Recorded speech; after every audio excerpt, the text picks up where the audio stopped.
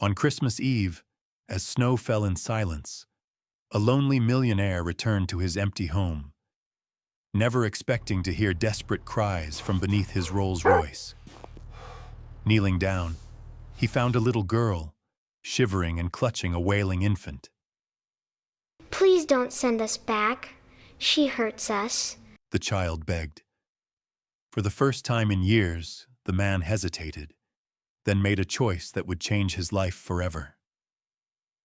Hey, my dear friends. Welcome back to the channel. How are you doing today? I hope life's been gentle with you. I'm Mr. Dawn, just your friend here to share a little light. Let's sit back, breathe, and journey together through this story. Now, let me take you right into tonight's story. A tale about kindness, courage, and the unexpected ways people can change each other's lives. Let's begin. Christmas Eve settled over Aspen like a postcard come to life. Snow drifted down in soft spirals, catching the glow of string lights wrapped around shop windows and lampposts. Along the roadside near the town square, families bundled in scarves and wool hats laughed as they picked out Christmas trees. A little girl tugged on her father's sleeve, begging for the tallest pine. Somewhere nearby, a vendor poured hot cocoa, steam rising into the cold air, while carols hummed faintly from a speaker. Nathaniel Cole slowed his car without meaning to. From behind the wheel of his Rolls-Royce, he watched a young family hoist a tree onto the roof of their SUV. The mother brushed snow from her son's hair. The father lifted the boy onto his shoulders, and the child squealed, arms spread wide as if he could fly. The scene was warm, complete.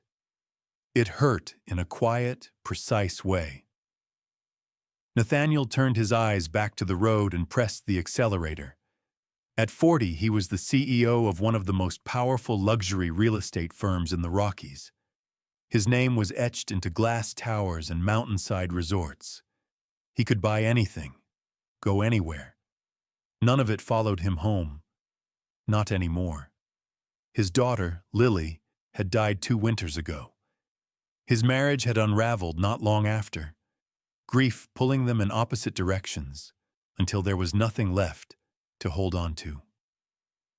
The town lights faded behind him as he drove into the hills. His mansion appeared through the snowfall, glass, stone, steel, perched high above Aspen like a fortress, beautiful, immaculate, empty. He pulled into the long driveway, tires crunching over fresh snow. The headlights cut across the front steps, illuminating the stillness. As soon as he opened the car door, Max padded toward him. The old German shepherd's muzzle had gone gray, his movements slower than they used to be, but his eyes were still sharp. Max sniffed the air, ears pricking. Then he barked. Not his usual warning bark. This was frantic, urgent. "Easy, boy," Nathaniel muttered, scanning the property. "What is it?" Max darted toward the rear of the car, barking louder, claws scraping against the icy ground. Frowning, Nathaniel followed. The wind cut through his coat as he crouched, peering beneath the undercarriage. At first, there was nothing, just darkness and drifting snow. Silence. And then, a scream ripped through the night. High, thin, terrified. It wasn't the sound of the wind. It wasn't an animal. It was unmistakably human. A baby's cry, sharp enough to make Nathaniel's chest tighten on instinct alone. He froze. From beneath the car, a small shape shifted. A pair of tiny legs shuffled backward, boots soaked through, knees scraping against frozen concrete. Slowly, a child emerged, no older than 6, her coat far too thin, her hair matted with snow. In her arms, she clutched a screaming infant wrapped in a filthy, threadbare blanket. The baby's cries broke into sobs, then faltered, her body shuddering weakly. Nathaniel couldn't move. The world narrowed to the sight in front of him. The child's shaking arms, the infant's bluish lips, the snow clinging to their clothes like a second skin. The little girl looked up at him. Her eyes were huge, dark, far too old for her face. Her voice trembled as she spoke, each word pushed out with effort. Please don't send us back, She whispered. she hurts us. The baby whimpered once more, then went eerily still. The silence that followed was deafening. Nathaniel dropped to his knees without thinking, his expensive trousers soaking through instantly. "Hey," he said, his voice unsteady but firm. "Hey, look at me." The girl tightened her hold on the baby, terror flashing across her face. "She won't wake up sometimes," she said quickly, as if afraid the truth might be punished. "I tried to keep her warm. I did. I promise." Nathaniel reached out slowly, careful not to frighten her. "I'm not taking you back," he said. "You hear me? You're safe, both of you." Her eyes searched his face, desperate for something solid to hold on to. "I promise," he repeated. He shrugged out of his coat and wrapped it around them, enveloping the girl and the infant together. The baby's chest fluttered faintly beneath the blanket. Nathaniel pressed his fingers against her tiny neck, relief crashing through him when he felt a weak pulse. "Come inside," he said softly. "Please." He lifted them carefully, the girl stiff in his arms, refusing to let go of the baby even as he carried them through the snow. Max trotted beside them, whining low in his throat. Inside, the mansion was warm but cavernous. The lights flicked on automatically, revealing marble floors and towering windows. The contrast was brutal. This wealth, this silence, and two freezing children dropped into the middle of it. Nathaniel set them down on a bench near the entryway and grabbed towels, wrapping them both. The girl didn't cry. She didn't complain. She only adjusted the blanket around the baby and watched Nathaniel with wary focus. "What's her name?" he asked gently, nodding to the infant. "Ellie," she whispered. "She's my baby sister." "And you?"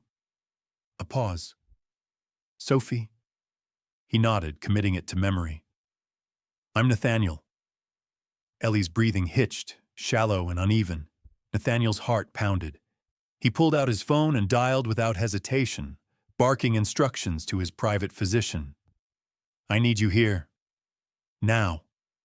The baby let out a faint cry, then sagged again, her head lolling against Sophie's arm. "Stay with me," Nathaniel murmured, kneeling beside them. His voice meant as much for himself as for Ellie. Snow continued to fall outside, soft and unrelenting. Inside the mansion, for the first time in years, it wasn't quiet anymore. And Nathaniel Cole knew, with sudden, terrifying clarity, that whatever he had just found beneath his car wasn't something he could walk away from. The baby went completely limp in Sophie's arms, and the night, once peaceful, held its breath. Inside the sprawling marble foyer of Nathaniel's mansion, heat blasted from hidden vents in the walls, but the chill clung to the air like something unwelcome. Nathaniel stood motionless for a moment, snow melting in his hair and shoulders, as the two shivering girls on his velvet bench seemed so wildly out of place in this silent cathedral of glass and stone. The baby, Ellie, Sophie had whispered, had finally stopped screaming, but that wasn't a relief. That silence now made his gut twist. Sophie sat straight-backed, arms tight around her sister, her eyes flickering across the room. She wasn't crying, wasn't begging. She was watching him with that strange mixture of caution and defiance, like she was prepared to bolt at the first false move. She had no shoes on, only wet socks crusted with ice. Her hair was tangled and matted, cheeks raw from windburn. The baby stirred weakly in her arms, letting out a dry, rasping whimper. "Let me help," Nathaniel said quietly, kneeling and holding out a towel. Sophie didn't move, but when Max padded up beside her, sniffing gently, she flinched, then paused, watching him. Without a word, she reached into her coat pocket and pulled out a crumbling, half-broken cookie. It was the only thing she had. She split it, fingers stiff with cold, and offered half to Max. The dog sniffed once, then gently took it from her palm and lay down at her feet with a satisfied huff. Nathaniel swallowed hard. The gesture struck him deeper than anything she could have said. This girl, starving, freezing, abandoned, had seen his $1 million foyer and still offered up her only food to a dog she didn't know. She didn't plead. She gave. He had spent his life around people who took, people who wanted something from him, deals, access, power. But this girl, she gave the last thing she had away without a second thought. He stood quickly. "Wait here." Upstairs, he moved like a machine. Guest towels, heated blankets, a first aid kit, bottled water. He returned to find Sophie hadn't shifted an inch. He gently wrapped Ellie first. She was lighter than he expected, skin cool to the touch, eyes fluttering but unfocused. Then he handed a warm towel to Sophie, who looked down at it like it was a foreign object before slowly draping it over her sister's legs. "I called someone," Nathaniel said. "My doctor. He's on the way." Sophie blinked. "Not a hospital?" "No, not yet." She seemed to relax the smallest bit. He took a deep breath. "Sophie, can I ask, where were you going tonight?" She didn't answer at first. Then, "Nowhere, just away." Nathaniel's voice softened. "Then how did you end up under my car in the first place?" Sophie swallowed hard.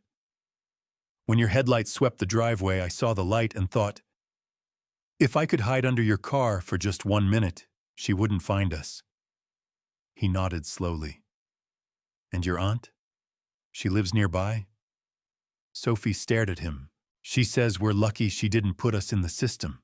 She says the basement keeps us quiet." Nathaniel felt his hands curl into fists at his sides. "Does she hurt the baby too?" Sophie looked down. "Sometimes. She calls her names. Says she cries too much. Ellie can't help it." He crouched beside them again, his gaze level with Sophie's. That's when he noticed it. A small bracelet around her wrist, the elastic worn and frayed, the plastic beads spelling out, "Be brave, Sophie." One of the beads was cracked straight down the middle. "She gave me this," Sophie murmured, catching him looking. "My mom, Samantha Carter, before she got sick." His voice caught. "Where is your mom now?" "She went to sleep last year. Didn't wake up. Aunt Denise said she was lazy and left us with her problems." Nathaniel didn't respond. He had no words for that kind of cruelty.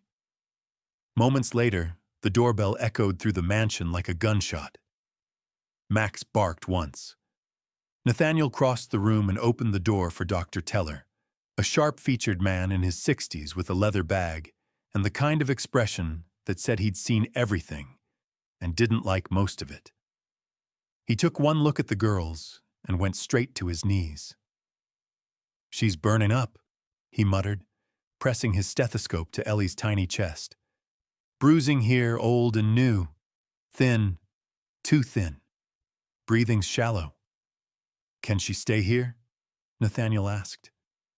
"She needs a hospital," Teller said. "But I'll call ahead. We'll bypass the waiting room. They'll isolate her in pediatrics. I'll ride with you if needed." Nathaniel looked to Sophie, who was now clutching Ellie's hand like a lifeline. She's all I have, Sophie whispered. Please, please don't make us go back. You're not, Nathaniel said firmly. You're staying with me. Teller packed up quickly and gave Sophie a brief check too. Sprained wrist, underweight, dehydrated. She never winced, just held her sister's hand. 10 minutes later, his Rolls-Royce was pulling out of the driveway. The doctor sat in the back with Ellie. Sophie nestled against him. Nathaniel drove. Max watched them from the passenger seat, head resting on the console, ears flicking as Sophie whispered, "It's warm in here." When they arrived at the hospital's private entrance, nurses were already waiting with a heated bassinet and soft-spoken reassurances. Sophie wouldn't let go at first, but Nathaniel promised her they'd be right behind. As Ellie was taken inside, Sophie stood on the pavement, blinking up at the hospital's lit windows. Will they be nice to her? Yes, Nathaniel said.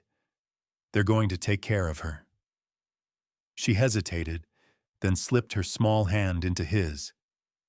Inside the hospital waiting room, while paperwork was handled and calls made, Nathaniel sat beside Sophie on a low bench. She leaned into Max, who was curled protectively around her legs. She didn't cry, didn't speak. Just as her eyelids began to droop, she murmured, "You smell like someone who used to love people." Nathaniel turned his head slowly. The comment hit him in a place he thought had long since gone numb. He looked at this little girl who had just lost everything and still had the courage to share her cookie with a stranger's dog. The marble walls, the glass, the empire he'd built, they all felt hollow now. But this felt real. And for the first time in years, Nathaniel Cole didn't feel like a CEO. He felt like someone who had something to protect. Before he left the hospital, Nathaniel stepped into a quiet corridor and made one more call. Low voice, precise instructions. "Luis," he said, "I need you tonight. No questions. Just get here." He ended the call and stared at the sterile floor tiles, realizing how quickly a man could rebuild an entire life around two small heartbeats. The morning air in Aspen was brittle and white, the kind of cold that cracked skin and made each breath feel like glass. The mountains stood quiet, cloaked in fog. But inside Nathaniel Cole's car, the tension hummed low and steady. He gripped the steering wheel, eyes fixed on the road as Sophie sat beside him in the back seat, bundled in a fresh coat that was still too big for her small frame. Max rode up front, his ears alert. Ellie was still in the hospital. Stable, the doctors had said, but she needed rest, warmth, time. Nathaniel had stayed at the hospital until Sophie dozed off in the chair beside her sister's crib. He'd carried her out gently, whispering that he had somewhere to go, just for a little while. Now, they were heading toward a part of town Nathaniel hadn't driven through in years.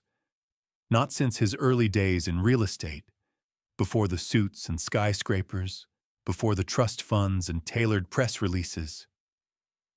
This place was nothing like the polished neighborhoods he was known for designing. The houses leaned in like secrets, roofs sagging under years of snow. Faded Christmas lights blinked stubbornly on porches where no one smiled. The GPS led them to a cracked driveway flanked by overflowing garbage bins and a rusted car with no tires. Sophie tensed beside him. "This is it," she whispered. "Second door, apartment B." Nathaniel parked, glanced at his rearview mirror to his driver and security man, Luis, in the following car, and gave him a subtle nod. Luis pulled in tight behind them and got out immediately, the cold barely touching his expression. He opened Nathaniel's rear door without a word, lowering himself to Sophie's level like he'd been trained to look non-threatening. "I'll stay right here," he said quietly. No one gets near you. Stay here with the girl, Nathaniel said. I won't be long. Sophie's hand shot out. Don't go in alone, please, she lies. He paused, heart sinking a little. I won't be far. Max is here, and Luis will stay with you. She nodded slowly, her hand dropping. Nathaniel stepped out, snow crunching beneath his loafers, the cold biting instantly. He adjusted his coat and approached the door. The building smelled like mold and old grease. On the second knock, the door swung open. Denise Carter, mid-40s, bleach blonde hair twisted into a knot, smudged mascara around bloodshot eyes. Her smile was tight, forced. Well, well, She said, leaning on the doorframe. did the little brat send you? I'm here about the girls, Nathaniel replied calmly. Girls! She scoffed. You mean the two ungrateful leeches who keep running off? I feed them, clothe them. They're just She waved her hand dismissively. difficult. He glanced behind her. The apartment was chaos. Beer bottles, dirty dishes, a mattress on the floor, no crib in sight. You're their legal guardian? For now. She said flatly. Though, Lord knows it's a burden I didn't ask for. He let the silence settle for a beat. They ran away in the middle of a blizzard. Kids lie. She shrugged. Always looking for sympathy. I'd like to come in. Denise straightened. Why? You writing a check? He gave a thin smile. I've made a habit of inspecting my investments. That threw her. She hesitated, then stepped aside. Suit yourself. The smell hit him first. Rot, mildew, something burned. The living room was scattered with cigarette butts and broken toys. On the far wall, a padlock hung open on a basement door. He pulled out his phone discreetly, angling it down. One snap, then another. Is that crib broken? He asked, nodding toward a collapsed frame in the corner. Oh, that old thing? Ellie outgrew it. Sleeps on the floor now. His jaw clenched. He moved toward the window. Outside, through the cracked blinds, he saw the alley beside the building, and something caught his eye. A green trash bin, lid open. Something pink poking from the side. When Denise turned her back, he slipped through the door, down the porch steps, and toward the bin. The cold wind gusted, lifting a corner of the discarded object. It was a doll, mud-stained, one eye missing, the stitched mouth ripped at the seam. But he recognized it. He'd seen Sophie glance at a photo in her hospital file, a picture from last summer, before her mom passed. Sophie had been clutching this very doll. He reached in and pulled it out carefully. She'd loved this, and someone had thrown it away like garbage. He turned to head back when the door slammed open behind him. Denise stood on the porch, arms crossed. Find something interesting? She said sweetly. Nathaniel tucked the doll into his coat. Just trash, right? Her eyes narrowed. You people always think money fixes everything. No, he said quietly. But it can shine a light on things people like you try to hide. She smirked. Unless you got custody papers, she's mine.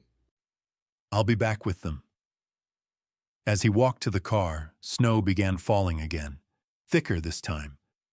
Sophie sat in the back seat, legs curled beneath her, eyes watching the door. Did she yell? She asked. No. Did she lie? Every word. He sat beside her, opened his coat, and held out the doll. Her breath caught. She threw it out. I know, he said. She took it with both hands, brushing the dirt gently from its cheek. The car pulled away from the curb, leaving the cracked apartment and its dark secrets behind. Sophie leaned her head on his arm, the doll cradled between them. And Nathaniel stared out the window, something tightening in his chest. He didn't know what it was yet. He didn't let himself sit with that feeling for long. Ellie was still in a hospital bed, still fighting to become warm again. So he turned the Rolls-Royce toward Aspen General, the heater blasting Sophie, clutching her rescued doll like proof that some things could be saved. But he knew it was beginning. The emergency entrance at Aspen General glowed softly in the falling dusk, a red halo spilling from the overhead lights as snow drifted down like ash. Nathaniel pulled the Rolls-Royce back into the private intake bay and stepped out, the cold biting at his coat. Before he could move farther, a woman approached him from the hallway. Slate-gray pantsuit, clipboard held tight against her chest. Short, dark hair, no makeup, a calm but unyielding strength in her posture. She stopped in front of him, eyes sharp. "Mr. Cole?" she asked. "I'm Marissa Quinn, Child Protective Services." Sophie's fingers dug into Nathaniel's palm. "Yes," he said. "We need to talk." Marissa motioned toward a glassed-in waiting area just outside the pediatric wing. "Alone, please?" Sophie shook her head fiercely. "No, don't make me leave him." "I'll be right there," Nathaniel told her gently, guiding her to a bench. "Max will stay." She nodded, clinging to the leash like it was an anchor. In the small room, Marissa folded her arms and got straight to the point. "You're a single male, no foster certification, and you show up out of nowhere with 2 children who are not legally yours." "They were hiding under my car in 20-degree weather," Nathaniel said, keeping his tone even. "The baby was sick, starving, covered in bruises. Are you going to argue I should have left them?" Her expression didn't change. "It's not about your intent. It's about the system. We don't place minors in emergency care with strangers, especially single men, without legal protocols." Nathaniel inhaled deeply, then reached for his phone. "My attorney's name is Vincent Adler. He's filing for emergency foster status as we speak. I want the paperwork acknowledged and fast-tracked." Marissa arched a brow.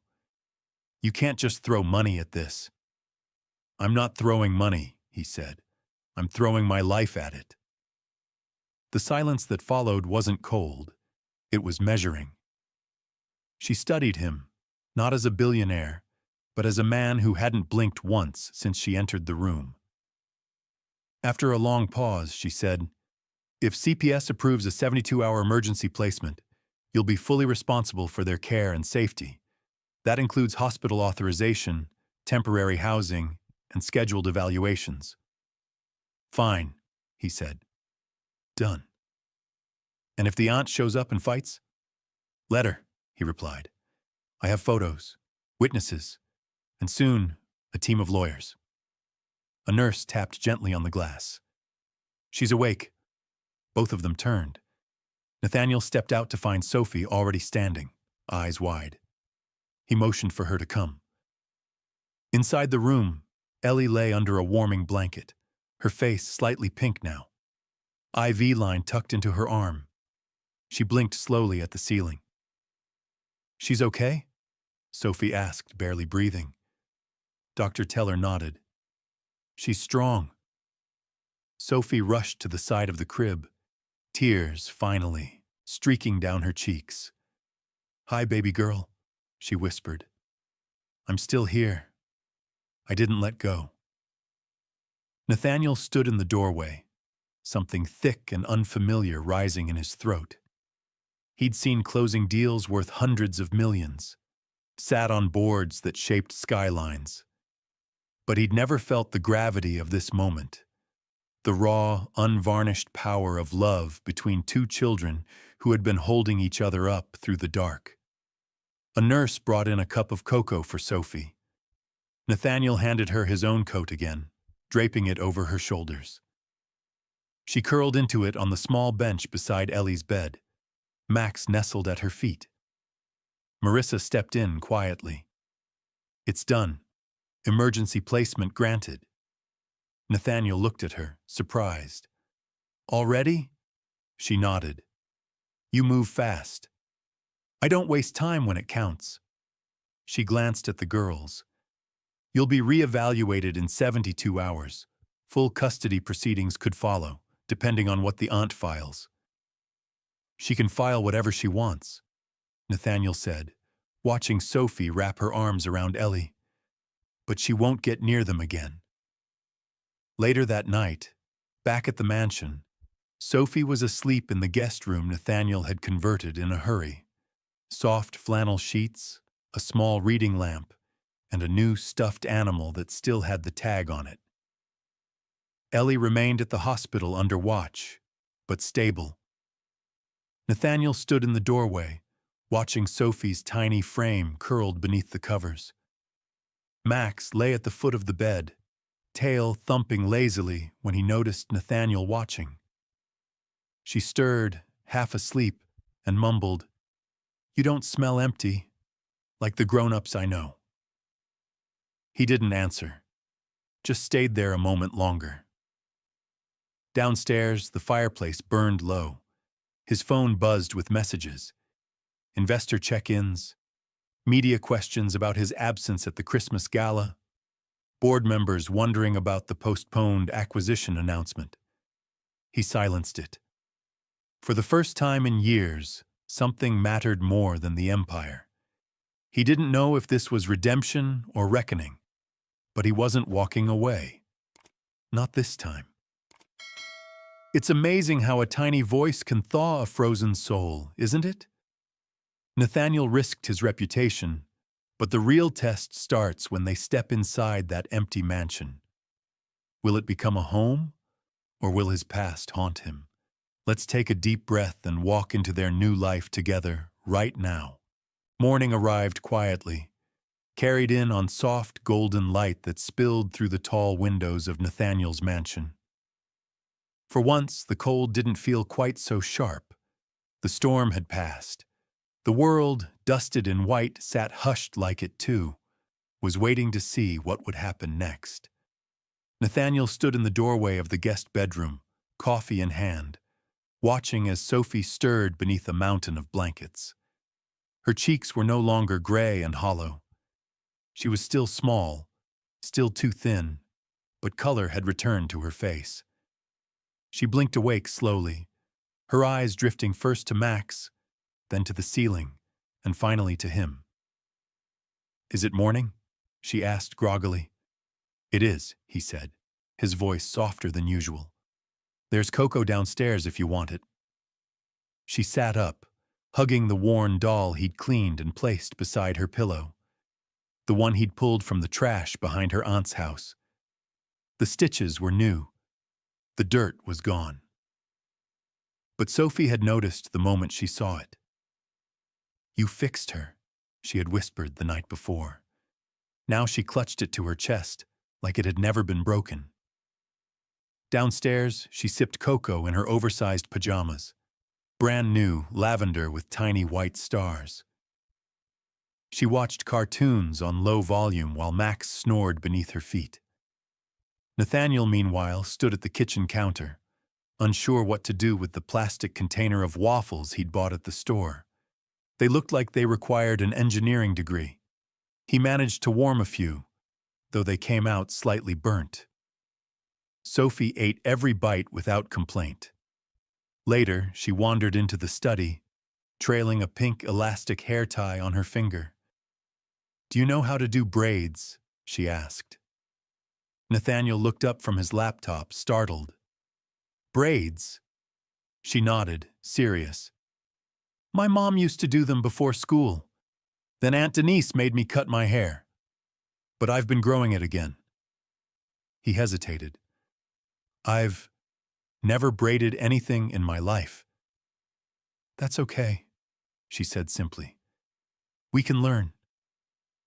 And that's how Nathaniel Cole, the man who once negotiated billion-dollar land deals while flying cross-country in private jets, found himself sitting cross-legged on the floor, clumsily twisting Sophie's soft brown hair between fingers, more accustomed to gripping fountain pens and signing contracts.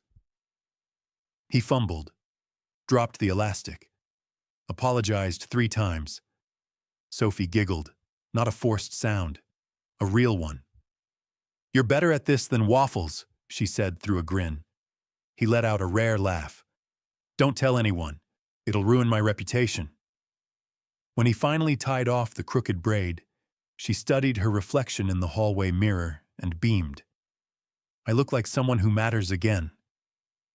That single line gutted him. "You do," he said. "You always have." By afternoon, they returned to the hospital. Ellie was doing better, breathing on her own, color in her cheeks. The moment Sophie entered the room, the baby's arms flailed with excitement. Sophie leaned over the crib, whispering a lullaby only the two of them knew. It was off-key and soft and beautiful. Nathaniel stood near the window, arms crossed, watching it all unfold. He could have stayed in that moment forever, but something pulled him from the piece. A detail, a flicker. That night, he didn't sleep. At 2 a.m., Max lifted his head, ears perked. Nathaniel stood, stepped to the window facing the edge of his long, winding drive. There, just past the tree line, was a black sedan idling beneath the branches, headlights off, engine running. He stared at it, didn't move, didn't blink. The car pulled away a moment later, tires crunching slowly through the snow, then fading into the distance. Nathaniel didn't sleep the rest of the night. He sat beside Sophie's bed until dawn, Max curled at his feet. Something was coming, and he was ready. The morning light came slow and pale, barely lifting the frost off the windows of Nathaniel's study. But he was already awake, sitting in the leather armchair that faced the snow-covered lawn. Max lay at his feet, ears twitching every time the wind pushed against the glass. He hadn't told Sophie about the black car last night. Not yet. His phone vibrated once. Unknown number. He answered, voice low. "Nathaniel Cole." A familiar voice slithered through the speaker. "Is this the billionaire babysitter?" Nathaniel didn't speak. He didn't need to. "I know where they are." The voice continued. "I figured it out the moment the social worker called me to ask about guardianship. Cute move. But let's cut to the chase. I'll drop the petition if you wire me $2 million. I'll walk away. Clean. No fuss." Denise. Her voice was slick with false confidence, but Nathaniel could hear it. The tight edge, the panic of someone who knew she was cornered. Still, she sounded like she thought she was in control. "Do you want an account number?" she asked. "Or are you going to make this complicated?" Nathaniel leaned back in his chair, eyes narrowing. "You just tried to sell the rights to 2 children like they were property." There was a beat of silence. Then she laughed. "Please, let's not pretend this is about love. You're just bored and trying to look like a hero." He didn't respond. "I'll text you the routing info," she said casually. "but you've got 48 hours. After that, I'm filing for full custody again. And you know the court won't hand kids over to a single man with no family ties." Click. Nathaniel lowered the phone, jaw clenched. He pressed a button on his desk recorder and saved the call. Then he dialed his lawyer. "Vincent," he said the moment the line picked up, "I need an emergency court order, and you're going to want to hear this recording." By midday, the snow had stopped. Nathaniel drove back to the hospital with Sophie, her doll cradled in her arms, her braids slightly neater this time. He watched her through the rearview mirror. She was humming again, softly, like she didn't realize she was doing it. Her voice was light, almost normal. Inside the hospital, Ellie was already sitting up in the crib, gurgling at her reflection in a silver spoon the nurse had left on the tray. "She's getting better," Dr. Teller said. checking the chart. Her breathing is strong, appetite's returning. A few more days and she'll be ready for discharge. Sophie climbed onto the chair beside the crib, holding Ellie's hand as if it were routine. Nathaniel stood by the door, phone buzzing in his coat pocket. He pulled it out. Vincent again. He stepped into the hallway to take the call. "We've got her," Vincent said. "Bank statements, a history of bounced rent checks, and 3 witnesses willing to testify they saw her strike Sophie in public. The recording you recorded? It's gold." Nathaniel exhaled slowly. "And the hearing? Judge Marlowe's been assigned. You'll get your day in court, but it's been moved up. Tomorrow." He paused. "That soon?" "She's desperate. Filed her petition this morning. We counterfiled. The judge wants it resolved fast." Nathaniel looked through the small window in the door at the 2 girls inside. Sophie had put the spoon on Ellie's nose and was giggling as the baby tried to grab it. "Then we end this tomorrow," he said. That evening, the mansion felt different, less hollow. Sophie helped him unpack groceries, placing bananas and chocolate pudding cups into the fridge with careful hands. "Ellie loves the ones with sprinkles," she said. "She doesn't know what sprinkles are, but she likes the sound of the word." He smiled. "Sprinkles it is." After dinner, microwaved pasta and slightly burnt garlic bread, Sophie handed him something folded in half, a drawing. She stood there, nervous, chewing the inside of her cheek. He opened it.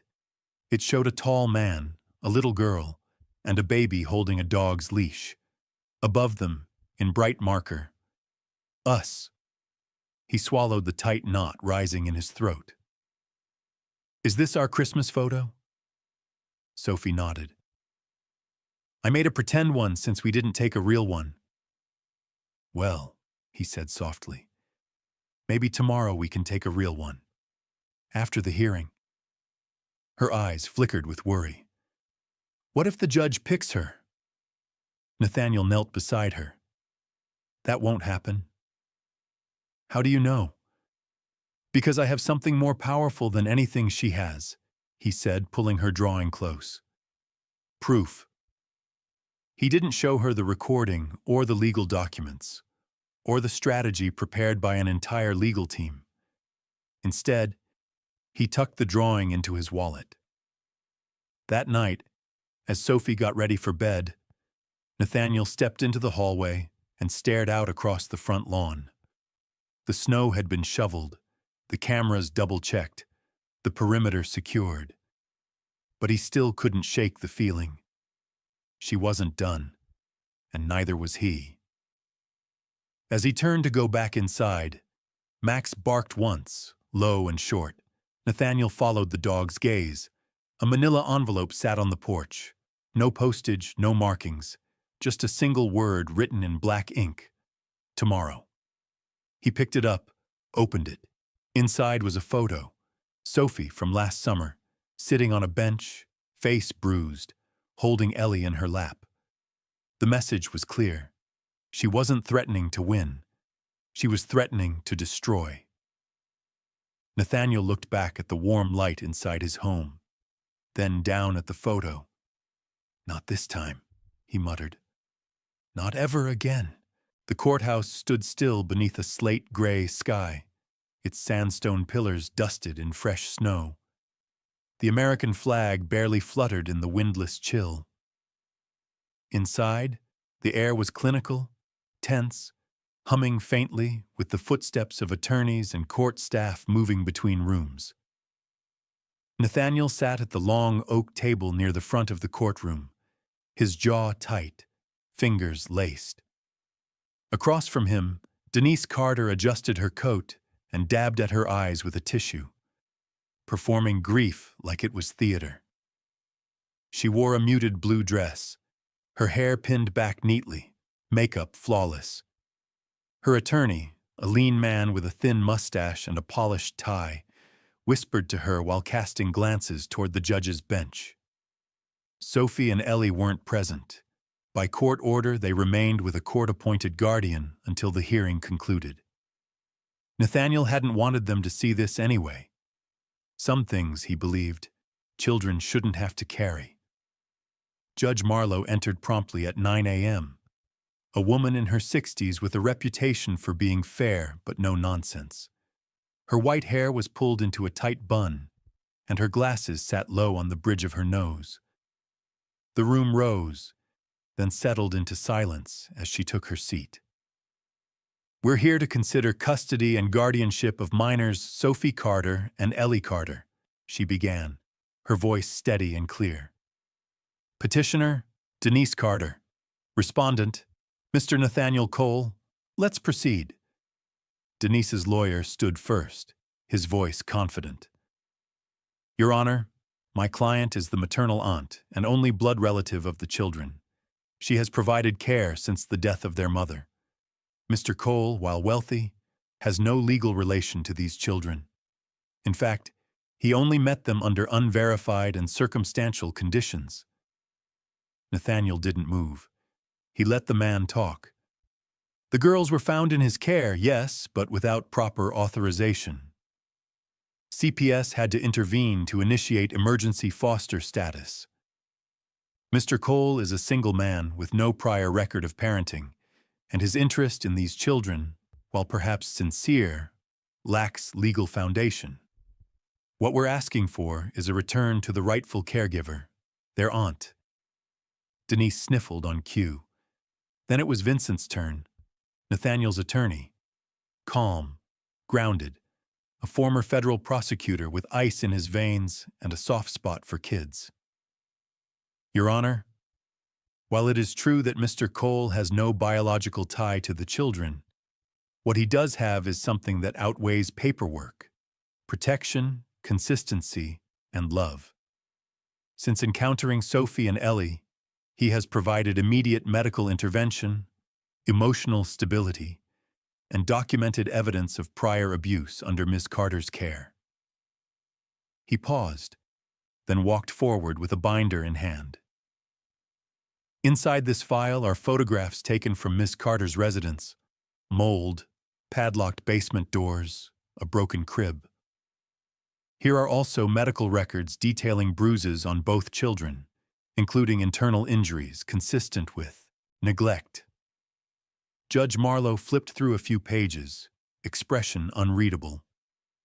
"And lastly," Vincent said, reaching into his briefcase, "a recording of Ms. Carter attempting to sell these children like property. Would the court like to hear it?" The judge gestured for him to proceed. Vincent pulled out a small speaker and pressed play. Denise's voice filled the room, sharp and unmistakable. "You want the girls? Fine. Give me $2 million and I'll drop the court case. You're just bored. Just trying to look like a hero." When the recording ended, the silence in the courtroom was thick and devastating. Denise's lawyer stood, sputtering. "That call was private, possibly inadmissible." Judge Marlowe held up a hand. "It was recorded lawfully in the course of a direct exchange, and it paints a very different picture than the one you've attempted to present." Denise's face drained of color. Vincent returned to his seat. Then Nathaniel stood. The judge looked at him. "Would you like to say anything, Mr. Cole?" He nodded once, then stepped forward. No script, no notes. "I didn't go looking for them," he said. "They were under my car, in the snow, on Christmas Eve. A 6-year-old protecting her baby sister. That's how I met them." He looked directly at the judge. "Since then, I've seen what real love looks like. It's Sophie staying up all night at her sister's hospital bed. It's her giving away her last cookie to my dog. It's her whispering lullabies when no one's listening. I didn't choose this. It chose me. But I'm not walking away." He paused, his voice quieter now. "I lost my daughter 2 years ago, and I told myself I'd never feel that kind of connection again. But when Sophie took my hand in that courtroom waiting room and asked if I'd be there tomorrow, I knew. I knew I had to be. He looked back toward the gallery, then down at the drawing still tucked inside his coat pocket. And I will be. Every tomorrow. A knock interrupted the silence. The door at the back of the courtroom creaked open. A court liaison stepped in, whispering something to the judge. She nodded once. "I'll allow it." The door opened wider. Sophie entered, small and solemn, holding Max's leash in one hand. She walked to the front of the courtroom without prompting. Her dress was wrinkled, her braids slightly crooked, but her eyes were clear. The judge leaned down gently. "Do you want to say something, sweetheart?" Sophie nodded. She turned to the room. "My aunt says she loves us," she began, "but she made me sleep in the basement. She said Ellie cries too much and that I was too loud. She told me to shut up when I asked for crackers." She looked over at Nathaniel. "Mr. Nathaniel doesn't tell me to be quiet. He lets me draw. He lets me help make waffles, even if he burns them. He's not scared of crying, or bedtime stories, even the boring ones." A quiet chuckle rippled through the courtroom. Sophie looked at the judge. "He doesn't yell. He listens. That's what a real dad does, right?" Judge Marlowe cleared her throat gently. "Yes, it is." She looked at both attorneys, then back to Nathaniel. "In light of the evidence, the character testimony, and the best interests of the children," she said clearly, "I hereby grant full legal guardianship of both minors, Sophie Carter and Ellie Carter, to Mr. Nathaniel Cole, effective immediately." The gavel struck once. It was done. Sophie ran to Nathaniel and threw her arms around his waist, holding tight. He knelt to her level, voice trembling. "You're not going back. Ever." She nodded against his coat. He reached into his bag, pulled out a small gift-wrapped box, and placed it in her hands. Sophie opened it slowly. Inside was the doll he'd found in the trash, fully restored, clean, stitched, and even dressed in a tiny sweater. Her eyes filled. "She looks happy again." "So do you," he said. Outside, snow had begun to fall again, drifting lightly onto the courthouse steps. Nathaniel lifted Sophie into his arms, the doll clutched tightly between them. Max followed beside them, tail wagging. As they reached the car, Sophie whispered, "What happens now?" Nathaniel smiled. "Now, we go home." The snow had retreated in patches across the hillsides, revealing rich, dark soil and budding green tips. At their house, sunlight poured across the porch, warming the painted floorboards and casting golden halos on everything it touched. Inside, laughter echoed through the kitchen. "Not that one, Max," Sophie giggled, chasing after the German shepherd as he trotted through the hallway with a sock in his mouth. Nathaniel stood over the stove. Yes, the stove, stirring a pot of tomato soup while trying not to burn the grilled cheese again. His button-down sleeves were rolled to the elbow, and there was a streak of flour on his collar. A faint jazz record played from the speakers in the corner, filling the house with warmth.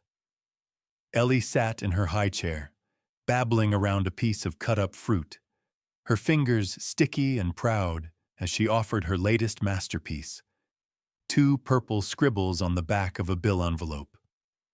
Sophie skidded into the kitchen in socks, cheeks flushed, braids swinging wildly, and slammed a crayon-covered notebook onto the kitchen table. "Look what I made!" Nathaniel turned down the stove burner and wiped his hands before kneeling beside her. The drawing was bright and chaotic, a field of sunflowers beneath a sky full of stars. In the middle stood 3 figures holding hands: a tall man, a little girl with braids, and a baby with a wide smile. Max stood beside them, tongue out. Above the scene floated a crowned angel made of soft golden lines. "Is that your mom?" Nathaniel asked gently, pointing to the angel. Sophie nodded. "She watches from the sky." He smiled, blinking back a tightness behind his eyes. "And what's this?" he asked, pointing to a small item drawn at the base of the tallest sunflower. "That's her bracelet," Sophie whispered. "The real one broke, but I made it part of the garden." Nathaniel kissed the top of her head. "It's perfect." Later that afternoon, they stepped outside. The breeze was gentle, carrying the scent of thawed earth and pine needles. Sophie skipped ahead into the garden, wearing a yellow sundress and rain boots. Nathaniel followed with Ellie in one arm and a watering can in the other. They walked past the swing, her swing, which hung beneath the old oak tree outside Sophie's bedroom window. She'd already claimed it as her reading spot, her lookout post, her quiet place. Sophie led them to the back garden where they'd planted sunflower seeds weeks ago, and now tiny green shoots poked through the soil in uneven rows. "This one's mine," she said, pointing to a labeled wooden stick. "That one's Ellie's." She pulled another label from her pocket and pressed it into the earth beside a third seedling. It read, "Samantha." Nathaniel crouched beside her. "She'd love this place, you know." Sophie nodded, pressing the dirt down gently with her palm. "I think so too." The sun was starting to lower now, casting soft shadows through the trees. Sophie pulled a crown of handmade paper sunflowers from a basket and placed it carefully on Ellie's head.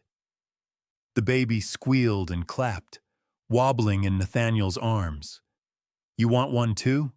Sophie asked, holding up a second crown. "I'm not really a crown kind of guy," he said. Sophie grinned. "Everyone's a crown kind of guy when the flowers are for Mom."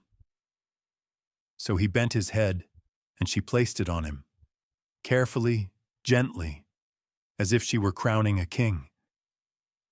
That night, after grilled cheese and a bedtime bubble bath that soaked half the bathroom floor, Sophie curled up in the blanket fort Nathaniel had helped her build in the living room. Ellie lay beside her, already drifting, her thumb tucked in her mouth. Max guarded the entrance like a knight in a fairy tale. Nathaniel climbed in last, bumping his head on a cushion and making Sophie laugh. Fairy lights twinkled above them, tiny stars strung from one chair to the next. Sophie handed him a picture book. "You read tonight," she declared, cuddling her doll close. He smiled, clearing his throat.